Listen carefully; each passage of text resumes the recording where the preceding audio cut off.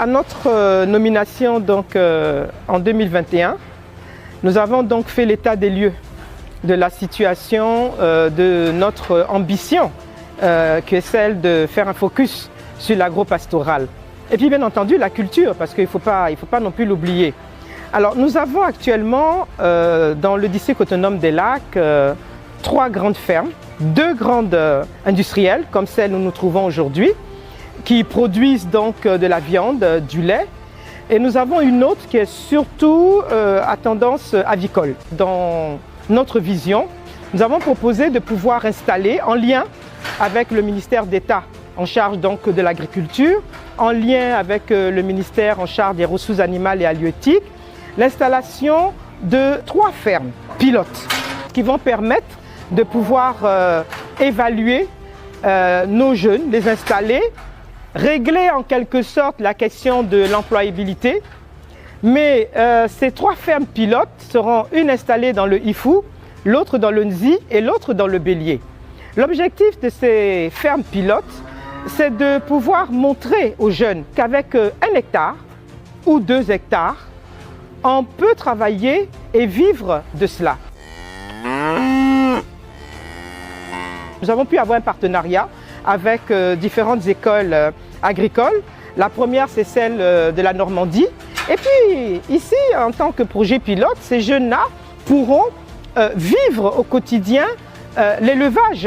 Et après cela, nous allons passer donc à la filière laitière, voir comment nous pouvons mieux organiser cette filière et permettre, bien entendu, comme je le disais, après la transformation, de pouvoir permettre à nos différentes écoles, avec la distribution ou l'achat de yaourts, dans les cantines scolaires, que nous puissions consommer ce que nous produisons. Dans le département de Bokanda, au niveau des infrastructures scolaires, ce sont 16 infrastructures pour le préscolaire, 5 pour le primaire et 2 pour le secondaire. Au niveau de celui de Kwasi-Kwasi-Kro, on a 3 pour le préscolaire, 3 pour le primaire et 1 pour le secondaire. Et enfin à Dimokro, chef-lieu de la région du Nzi, on a 5 infrastructures pour le primaire et 2 pour le secondaire. Au total, ce sont 37 infrastructures scolaires réalisées de 2019 à 2024 dans la région du Nzi.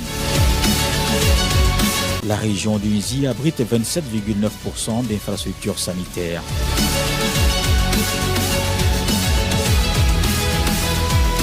Au niveau de l'adduction d'eau potable, le taux de couverture des localités éligibles en hydraulique atteint 89% dans le district des Lacs. Dans les Ifou, précisément à Daoukro, on enregistre 92,47% en taux de couverture, en Bayakro 95,26% et Prikro 72,64%.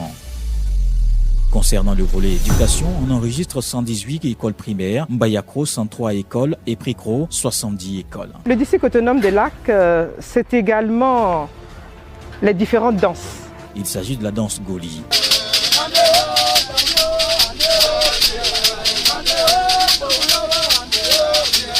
C'est une danse emblématique du peuple baoulé qui met en exergue la richesse et les valeurs culturelles de ce peuple du centre de la Côte d'Ivoire.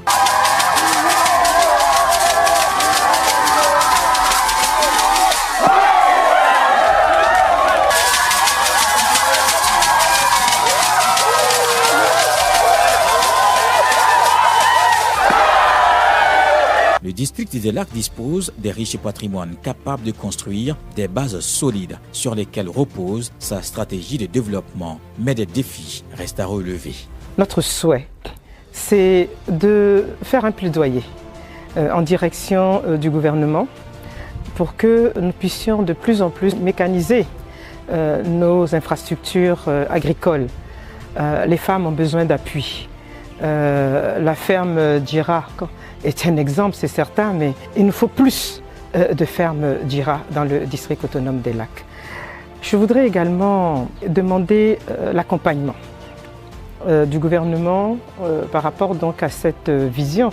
Le président de la République a un objectif, celui d'avoir des champions nationaux. Nous avons identifié nos champions nationaux ici dans le district autonome des Lacs. Mais ils ne sont que petits champions.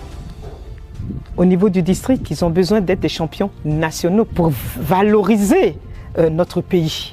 Que nous ayons de plus en plus de visites des autres régions, des autres districts, que nous puissions ensemble mutualiser nos efforts pour montrer aux Ivoiriens que cette vision du président de la République de créer les districts répond tout à fait à la vision de décentralisation tant souhaitée par le président Félix Houphouët-Boigny et bien entendu son héritier, le président Alassane Ouattara.